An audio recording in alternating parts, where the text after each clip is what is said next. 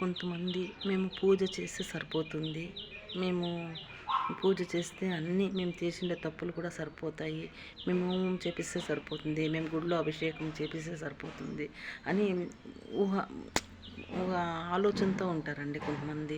మేమేం తప్పు చేసినా కూడా అది ఏమి కాదు, మేము హోమము ఏమైనా చేసినా కూడా సరిపోతుంది అంటారు. అది అది కాదండి. మనము పూజ చేయకున్నా పర్వాలే, ఒకరికి అన్యాయం చేయకూడదండి. ఎవరికే కానీ ఒకరికి అన్యాయం చేయకూడదు.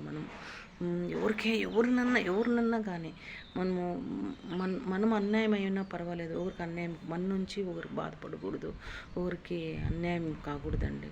నిజంగానే కొంతమంది తల్లిదండ్రులను ఎత్తుకొని పోయి అనాథాశ్రమంకి వేస్తారండి. ఎంత తప్పు వాళ్ళు, మనతో ఎంత పెంచి పెద్ద చేసి ఎంత చేసింటారండి, కానీ వాళ్ళు ఎత్తుకొని పోయి అనాథాశ్రమంకి వేస్తారు. వాళ్ళు ఎంత కర్మ కదండి, అది ఎంత కర్మ కదా. ఎంత బాగా చూసుకుంటే వాళ్ళు ఎంత ఆనందం పడతారు. ఆనందం మనకు ఎంతో ఆశీర్వాదం అండి. మన తరతరాలుగా పనికొస్తుంది ఆశీర్వాదము. మనం సేవ్ చేస్తూ ఉంటే వాళ్ళు ఎంత ఆశీర్వదిస్తారు కదా మనతో. నిజంగానే ప్రతి ఒక్కటి లెక్క ఉంటుందండి దేవుని దగ్గర.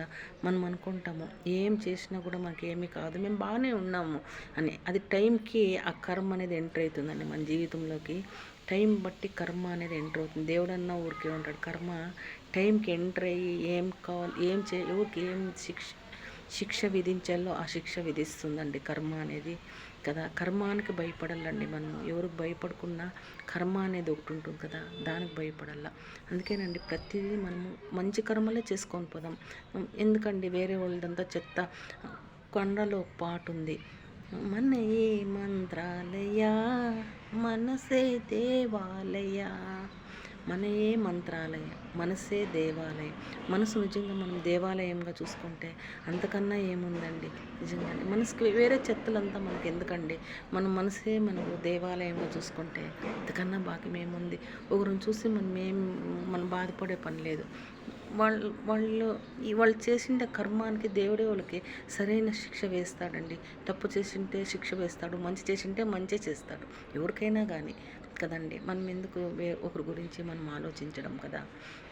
మనకు ఎవరన్నా అన్యాయం చేస్తే వాళ్ళు తప్పకుండా శిక్ష అనేది అనుభవిస్తారండి.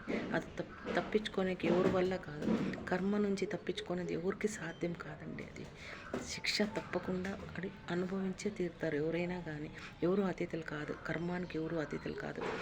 కర్మ ఏ పూజ చేస్తానో, ఏ అభిషేకం చేస్తానో, హోమం చేస్తానో అది అయిపోదండి.